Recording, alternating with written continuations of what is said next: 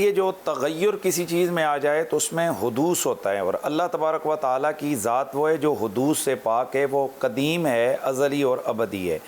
یعنی اللہ تعالیٰ کی جو صفات ہیں وہ ذات کی طرح وہ بھی قدیم، ازلی اور ابدی ہیں۔ اس کا مطلب یہ ہے کہ اس کا جیسے ازل سے علم تھا ویسے آج علم ہے، جیسے ازل میں اس کی طاقت تھی ویسے آج ہے۔ ہمارے ہاں ایسا ہوتا ہے کہ ہماری شانیں، ہماری طاقتیں، چاہے وہ انبیاء ہوں، چاہے وہ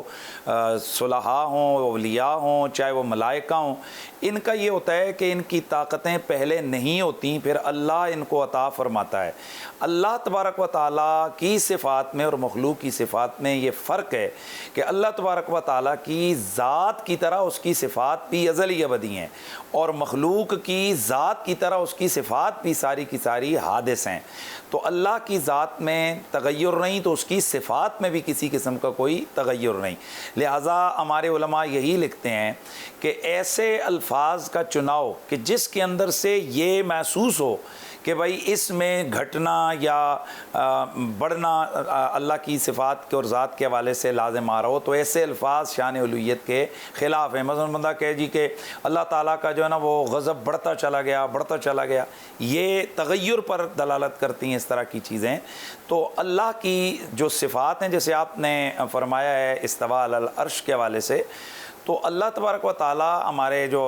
علم الکلام کی کتابوں میں وہ یہی ہے کہ اللہ علم لذات الواجب الوجود الجامع لجمیع صفات الکمال المنزہ عن العیب والنقصان الذی لا یجری علیہ زمان ولا یجری علیہ مکان تعالی عن وارد الجسمانیہ والحیوانیہ والمکانیہ والبشریہ۔ اللہ تعالیٰ وہ ہے کہ علم ہے اللہ اس ذات کا، یعنی نام ہے اس ذات کا جو ذات واجب الوجود ہے، یعنی ہمیشہ سے اور ہمیشہ تک رہے گی۔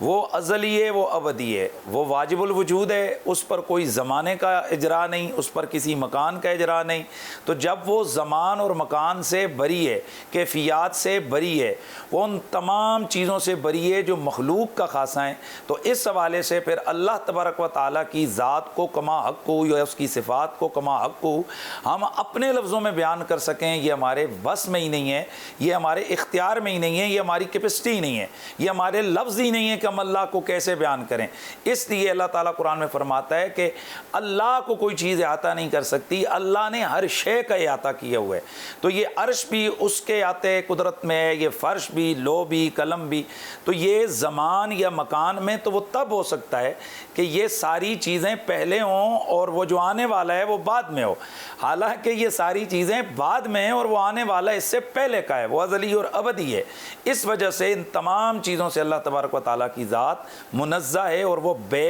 عیب ہے اور بے نقصان ہے، یعنی اس میں نہ کمی ہو سکتی اور نہ اس میں کسی قسم کا اضافہ ہو سکتا ہے۔